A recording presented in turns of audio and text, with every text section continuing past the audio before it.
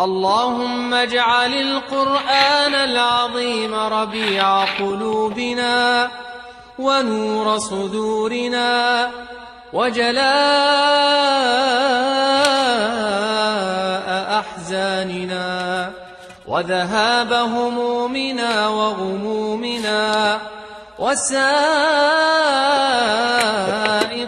ودليلنا إليك وإلى جناتك جنات النعيم. حبايبي الحلوين، عاملين ايه؟ كويسين؟ نبدأ الفيديو بتاعنا بذكر الله. بسم الله الرحمن الرحيم. اللهم استرنا فوق الأرض وتحت الأرض ويوم العرض عليك. النهاردة يا جماعة هنعمل معاكم غدا كده سريع وخفيف للناس اللي غاوية كده ايه، سمك وفخفخينة كده تمخمخ في الدماغ. السمكة دي يا جماعة احنا كنا رايحين نصطاد يوم دي، ما كنا يعني لسه ايه كده بنتعلم، قمنا جايبين السمكة الكبيرة دي مبروكة، هي متهيألي 3 كيلو اهو وزيادة كمان، مكنتش قادرة اشيلها الصراحة، اصلا عورت بصابعي في اخر الفيديو. اعذروا لي بس عندي برد، ما قدرتش انزل لكم الفترة اللي فاتت دي لان كنا بنخرط بطاطس. كل سنة وانتم طيبين بقى، عندنا تخريط بطاطس وانا الصراحة غاوية تخريط، بحب اخرط بطاطس بس ما كنتش عارفة اصور الصراحة. المهم السمكة دي بقى مسكتها قلت لها يعني انت الصراحة انا نزلت الصبح كان لنا شكرتين كده كانوا ناقصين تخريط حركناهم، وقمت طالعة بقى قلت دي ما تروحش الفريزر كده ولا تتفرزن، يلا دقت ساعة العمل. قمت طالعة مسمية الله كده وقمت رايحة ايه ماسكاها بقى يعني انت النهاردة صراحة والله ما كنت قادرة امسكها، مش من اللي هو متعبية ما شاء الله كبيرة. مسكتها بقى كده قصيت الدماغ الاول ونضفته ومخليتش فيه الهوا، خليته كده خالص ما شاء الله. الدماغ ده كان عايز اكله لوحده. المهم اللي مشتركش في القناة كده يشترك في القناة ويفعل زر الجرس عشان يوصله كل جديد كده، واي حد معدي كده يا جماعة مشتركش في القناة يشترك.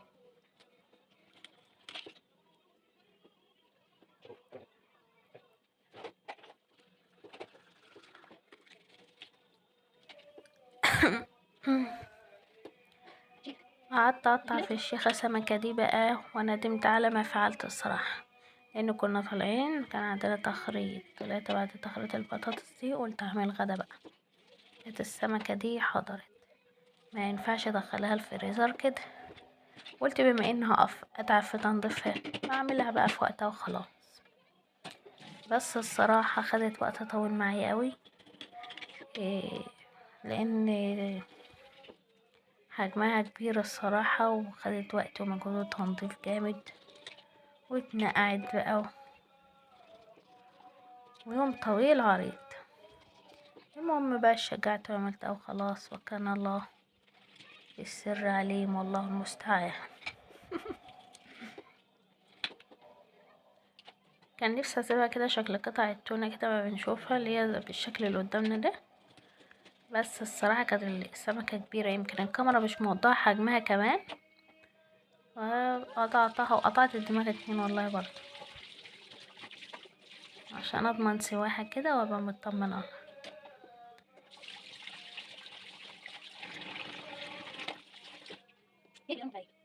لايك بقى يا جماعة كده حسسوا ان انتوا موجودين معايا في الفيديو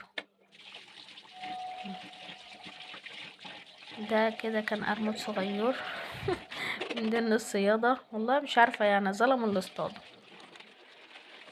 المهم عملت شوية السمك الصيادة دول، قلت ايه مش هضيع وقت معاهم الصراحة، وقمت عطيهم غلوة للفراخ. قلت اشمعنى هما بقى ياكلوا زينا وينبسطوا. المهم بقى ايه بدأت في تجهيز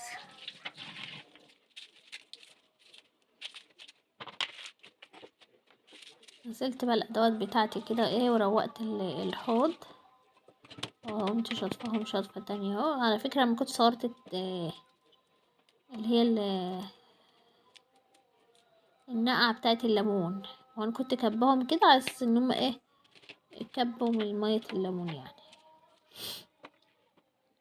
رجعت نقعتهم. في حاجات كتير ما اتصورتش اصلا لان انا كنت لغايه التصوير قلت مش مصوره، ومش كل شويه اقعد اعدل الجهاز بتاع التصوير وارجع اقول لا يا بنتي هاتي واعملهم تاني. وجبت بصل وتوم وقعدت اقشر فيهم بقى كده على السريع واجهز فيه. ولحقت كده قمت فرمة الطماطم قبل ما النور ميعاده يجي يقطع.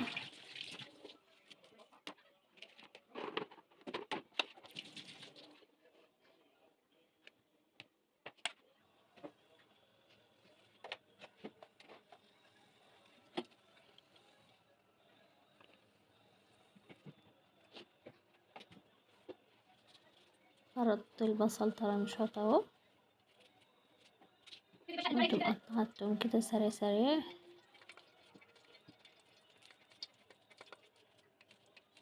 وكنت حاطة في الطماطم برضو توم وشطة وفرمتهم، ملحقتش اصورهم بقى عشان ايه النور والإضاءة كده. انا كنت فاتحة الشباك على فكرة اصلا.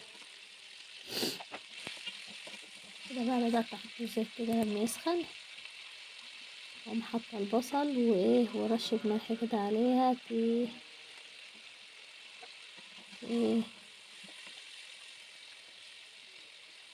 تدبلهم.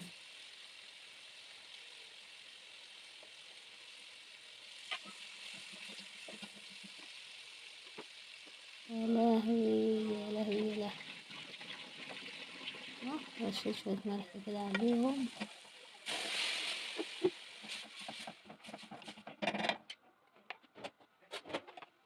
قرن شطة اخضر كده حطيته برضو.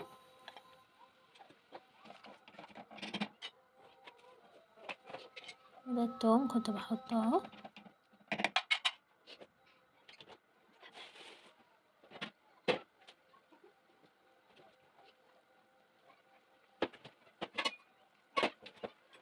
نقلتها على العين الكبيرة كده بقى عشان ابدأ في ايه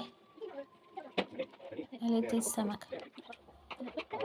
حطيت بهاراتها بقى كده، بهارات وملح وكمون وفلفل اسمر. ودي بطاطس كنت مقشرة اهي حطاها.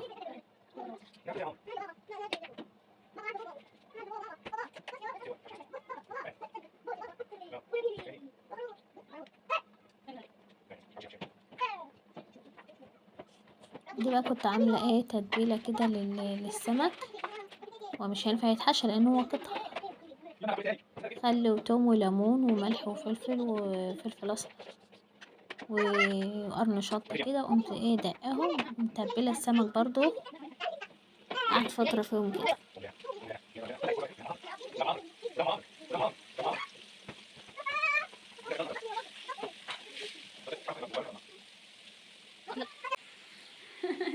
انت قاعد مستني السمكة؟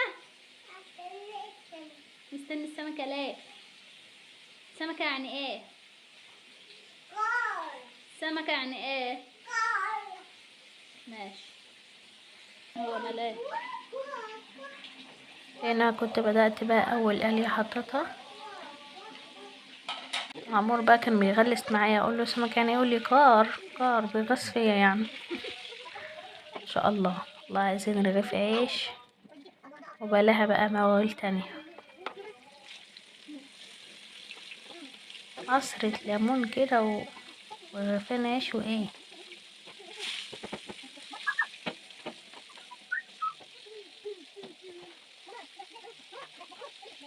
هنا بقى كانت تقلية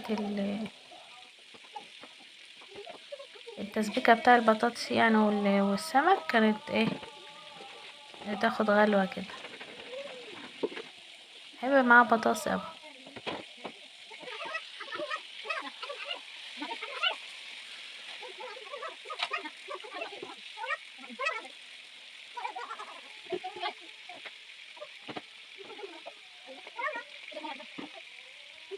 يعني في التوقيت ده كان النور قاطع وكنت فاتحة الشباك على فكرة يعني.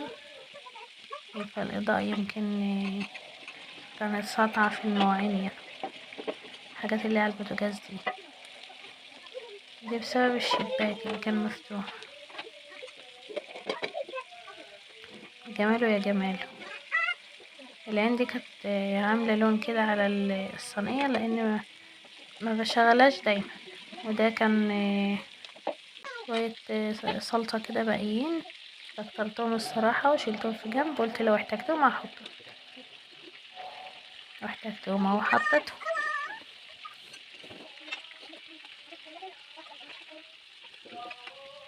سمتهم بقى على صينيتين، واحدة بقى في الصينية الإزاز دي البايركس دي، والتانية في الصينية الألمونيوم. كان منظر ان شاء الله. تسلمي حاجة كده ولا في الخيال.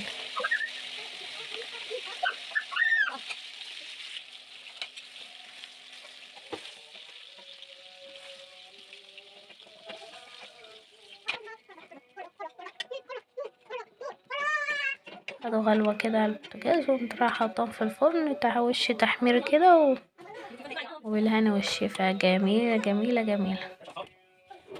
كنت انا غرفت الرز بقى كده وعملت طبق بصل بالليمون والخل كده وطلعتهم اهو بقى. ايه رأيكم بقى في اللوحة الفنية دي؟ كناش عارفين نبدأ بالنية الصراحة. كده واشترك للقناة. انا قلت اعملهم بقى يومين كده وخلاص ناكل فيهم اليومين يعني.